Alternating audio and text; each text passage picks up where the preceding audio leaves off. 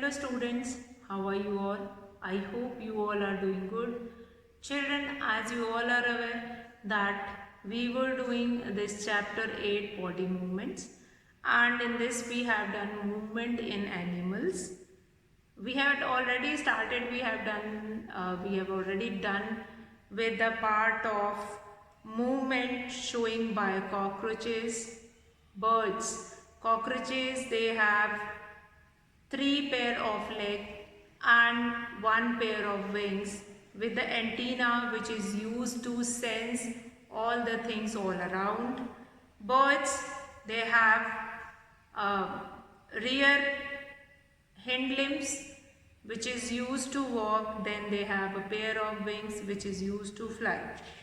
Now birds fly, how they fly that we have already seen in our previous class, or those who have not seen the video, like upstroke and downstroke will help them to fly in the sky. So with the help of upstroke and downstroke they will be able to fly in the sky. Now movement without legs, but there are some of the animals, or we can say microorganisms or small organisms, or combinedly we can take a name of animals which do not have leg. How does they work? Here we are going to take example of earthworm, ant, snail, snake, fish which lives inside the water. It does not have leg, but how they allow movement. So movement without legs, how it is possible? Movement in animals we will be doing. Now these animals, those who do not have legs. So in that, children, first movement in animals which we were doing. Movement in animals, we have already finished with that is cockroaches and birds. Now movement in animals, earthworm we have seen in the last class that how earthworm allows movement. Earthworm, their body is filled with the fluid. While walking they are secreting that fluid also, which help them to move easily in the soil. Now how does they move? They keep their back or the rear end stick to the ground with their tentacles or the bristles which they have. Bristles, small fine hairs they have, which is known as bristles. These bristles will help them to stick the rear end into the ground, and then they extend the front end forward. After that, they are going to stick with that bristles, they are going to stick the front end and then extend the rear end. Then shorten the rear end. By doing this, they keep on walking. They keep on walking, they move forward. Now they have circular kind of a ring on their body which help them to, these segments allow them to move in a certain direction. Now in this way earthworm completes one step of its movement and cover a small distance. By repeating these steps, an earthworm keeps on moving further. Now the body of earthworm secretes a slimy substance, moist, soft and slippery substance which help in its movement, Now snail is very slow moving animals with a shell on its back. Now this we have done yesterday. In yesterday's class we have done these two, earthworm and snail, and we have seen the structure of earthworm also. Like earthworm is having ring like structure on its body, snail is having shell like structure on its back, which help them to hide inside when high tides will come or they have to go deep inside the water. They hide their body inside the shell and then they easily live in the water. Now the body of a snail is soft and consists of a head, a foot and a shell. Now the head of the snail has two pair of tentacles. Two pair of tentacles for catching prey. The larger pair of tentacles has little eyes in them. Shell is the outer skeleton of snail, but it is not made of bones. Now shell contains the internal organ of the snail. In dangerous or unfavorable condition, the snail withdraw its head and foot into the shell. Now the snail has only one foot under its body. The foot of snail is large, flat and disc shaped, which is used to move. It is a muscular leg. Now the snail moves with the help of a large disc shaped muscular foot. Now this happens as follows. There are two sets of muscles, again contraction and expansion, which we have done in the topic of muscles. Now this expansion and contraction of the muscles will only help the snail to walk. Now we'll come to fish. First two we have done yesterday. Now today we will be starting with fish. Now fish is what?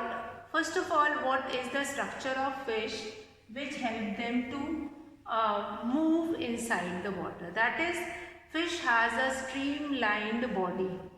First structure of fish is streamlined body. Streamlined body, fishes are having streamlined body. So this is one of the structure of fish, that is streamlined body.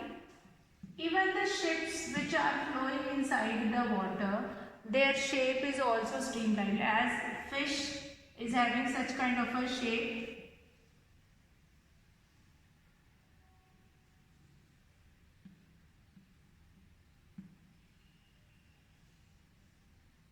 Such kind of a shape they have. Now you can see the mouth of the fish.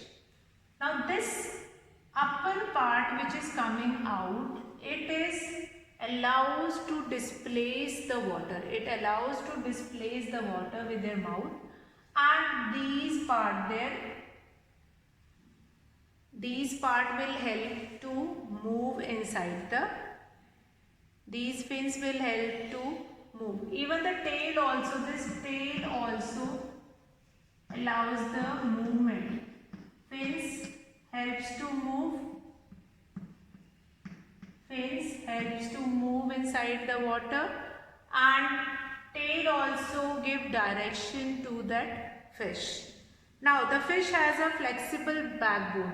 Other characteristic of fish is flexible backbone they have. Fishes are having, see why I am telling you all these characteristics, since these characteristics only responsible to give direction to the fishes, help the fishes to move in that particular direction. So fish has a streamlined body, then which the body of fish tapers at both ends, being thin in front, thick in middle and again thin at the back, which is known as streamlined body. Due to streamlined shape, water can easily flow around the water of fish and offer least resistance to the movement of fish. Next is number 2, the fish has flexible backbone. Due to flexible backbone, the fish can bend its body easily from side to side to move through water. The fish has powerful body muscle. First streamlined body, next they have flexible backbone, then they have powerful body muscles. All these things will help the fish to move inside the water. Now the powerful body muscles of the fish on both sides help in moving its tail on both sides. The fish has fins. Now the thin and flat projection on the body of fish are called fins. Fins and These paired fins will help them to flap inside the water, and then they can easily move inside the water. Now the thin and flat projection on the body of fish are called fins. The fins help the fish in steering, balancing, stopping in water. The tail fins also help in moving the fish forward in water as well as backward in water. Forward direction, these directioning is also done with the tail also. A fish swims in water by moving its tail from side to side. The side to side movement of tail are brought about by the alternate contraction and relaxation of muscles on the two sides of the body of fish. The muscles contract first on one side of the body and then on the other side of the body, making the tail move from side to side. When the fish's tail moves from side to side, it pushes the water sideways as well as backwards. The backward push or tail on water makes the move forward. Now here also in the movement of fish, muscles contraction and expansion plays an important role. Now the tail of fish the tail of fish is pushing water from side to side and backward, and then they can walk. The effect of right side push of tail on water is compensated by the fish by turning its head to left side. The backward push means the thing which you have to understand, that is fish is moving inside the water through the muscle contraction of their body. Different muscle contraction will be there in their body, and that will only allows the movement. Now we have, after fish we have snake. How snake will be able to walk in the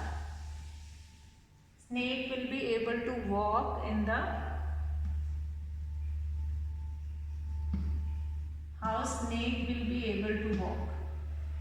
So snake will be able to walk like their body is long and cylindrical. The snake has a long and flexible backbone which make its body bend easily to form loops. Now it has also strong muscles connected to its skeleton. Snakes do not have legs. Even then they move quite fast. Snakes use their whole long and flexible body to move from one place to another. Snakes have several ways of moving about.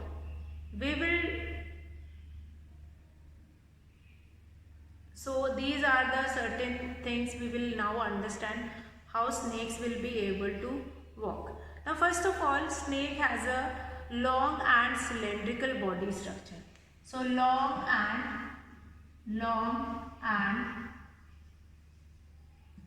cylindrical body structure. Long and cylindrical body structure. Now they have flexible body, their whole long and flexible body to move from one place to another. Now a snake moves forward by moving its body sidewise in the form of many loops and pushing against the ground with the underside of moving loops. Now the loops movement, with the help of the loop movement, they will be able to walk forward by sidewise. They allow movement sidewise and then only they will be able to walk in front. So a snake contracts and relaxes the muscles on the two sides of its body alternatively to form many loops in which different parts of the snake's body are moving to left side and right side at the same time. Now each sideways moving loop of snakes pushes the resultant Push of all the loops of the snake body makes the snake move forward very fast. Now the special name of the wave-like motion of a snake is called, this wave-like motion is called slither. Slither. S-L-I, slither. Some of times it is asked in the question that what do you mean by slither? Slither is the sideways movement of snakes. Now we can also say that the snake slither on ground by looping sideways. Please note that a snake does not move in a straight line. Yes, that we all are aware that movement of snake is like this. They are not moving in a straight line. Since their body is a cylindrical ring-like structure which is moving sideways, and then only they allow movement in that. In a position to answer the following. So please this is because the sideways pushes of the loops push the snake forward as well as sideways. We are now see that how this movement of particular animals will be done, like how this movement of animals we are going to find it out, and we'll going to discuss with pictures, and we'll finding that how fishes allow movement and how snakes allow movement. So let's discuss locomotion. What do we understand by this? Movement is a distinguishing characteristics of animals in muscle, cell contraction and amboid movement, that is the cellular system is based on microfilaments and all these things. So movement is a distinguished characteristics of animal, that only you have to remember. Then locomotion. Locomotion means what? Locomotion means active travel from place to place. Means shifting from one place to another place, that is only locomotion. And they require energy to overcome two forces that tend to keep an animal stationary. Now friction and gravity. So these two things are required so that they can allow movement. Although just now we have seen example of earthworm also, and earthworm, how does they walk? So that is again an example of locomotion only. So animals swim in diverse ways. Now locomotion, if I'll talk here about fish, so they swim in diverse ways. Different types of fishes swim in different ways. So one of the way is like they have streamlined motion, and that is common of all. Now example 1, if you can see on the screen, that is insects use their legs as oars to push against the water. So insects which live inside the sea or ocean, they use their oars to move in the water. After that we have squids, scallops and some jellies are jet propelled, taking in water and squirting it out in burst. Now fishes swim by moving their body and tail from side to side. So that is again one kind of a movement which shown by fishes. So here if I am going to mention next is like animals, if I'll talk in that, like dog, cat or whatever, they use their limbs only to walk. So a walking animal moves each leg in turn, overcoming friction between the foot and the ground with each step. Now here crawling. which I have told you just now, that is locomotion in earthworm. You can see the structure of earthworm also. Now, animals that have no limbs or very short limbs drag their bodies along the ground in a crawling movement. Because much of the animal's body is in contact with the ground, its energy is mainly expended to overcome friction rather than gravity. Because much of the animals is in contact with the ground, its energy is mainly expanded to overcome friction. Now, as you can see on the screen, that earthworm mainly find it out in soil. It is not like that when we have rain or some kind of a things, then only we can find out earthworm in the soil. Earthworm, most of the time they are present in the soil. They help to make the soil fertile. So they do not have limbs. Limbs means they do not have leg, they do not have hand. Limbs means leg and hand. So they do not have legs or hand, but they allow movement in forward direction. Now, which allows them to move forward, that is their body structure. Their body is made up of ring-like structure, and with that ring-like structure, they have small brushes like hair also, and which they will stick to the ground, and they expand their body in the front and then contract from the back, then contract from the front and then expand from the back. So this process continues, and then they allow movement in front.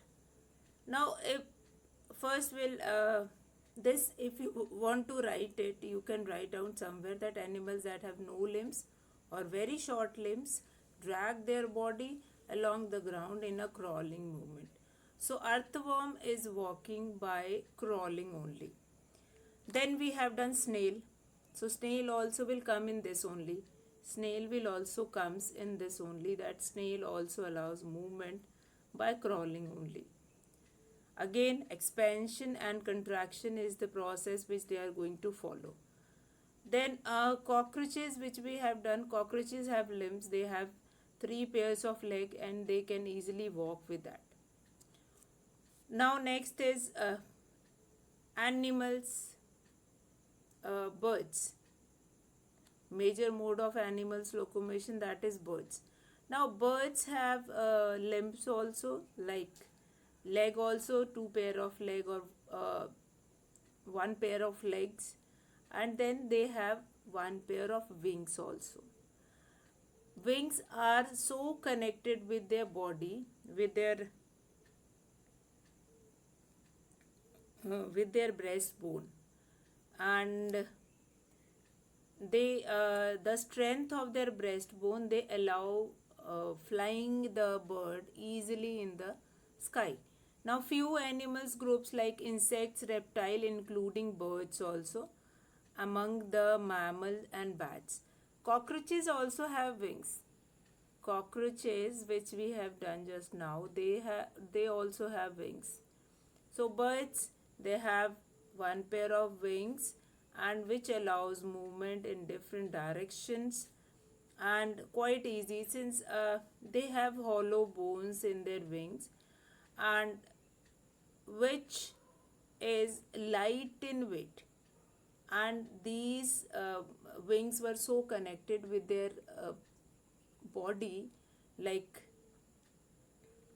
with their breastbone, and these hollow bones allow movement easily. So easily they fly, and then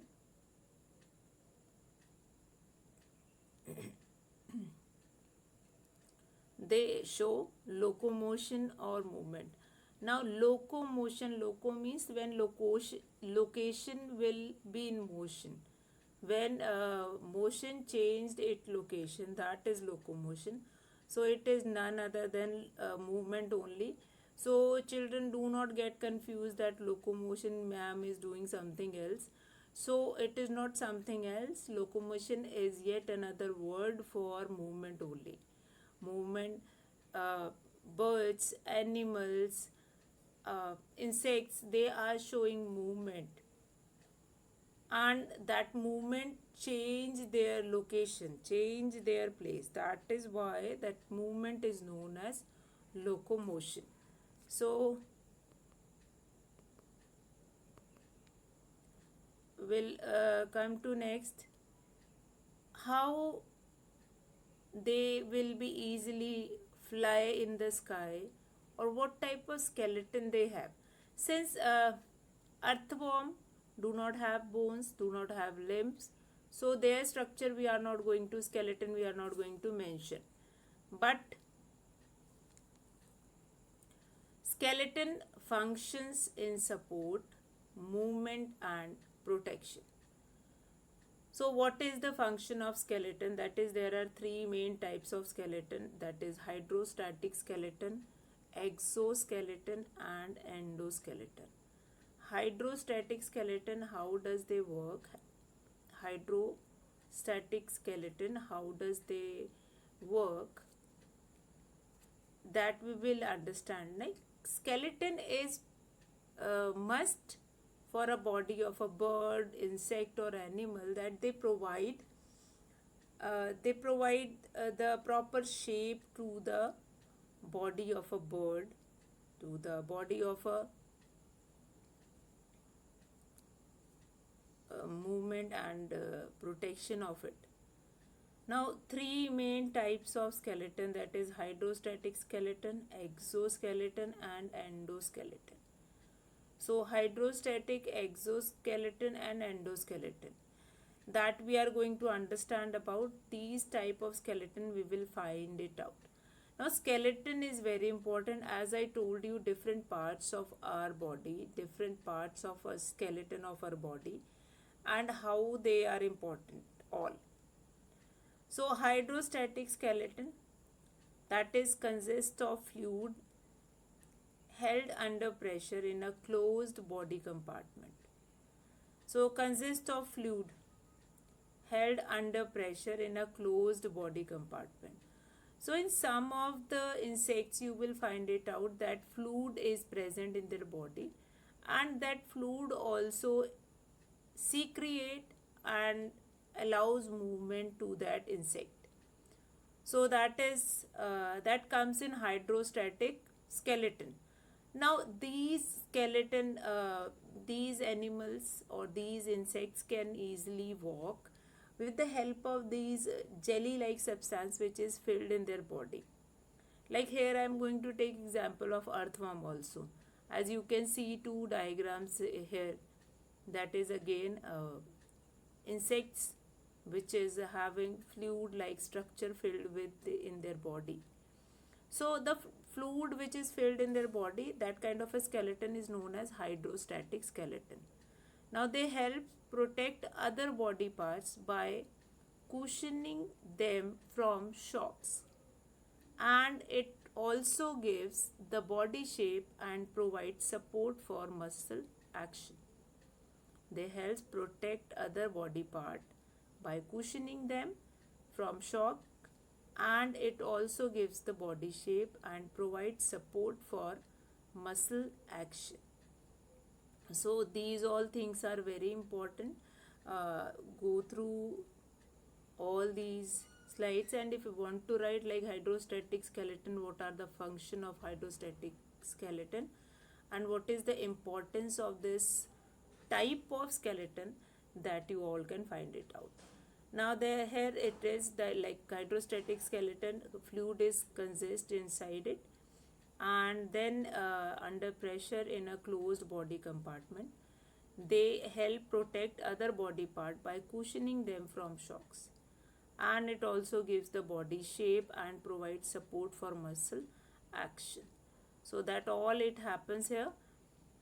Now we'll come to next, that is exoskeleton. Exoskeleton, that is rigid. Exo means outside, the skeleton which is present outside the body of that animal.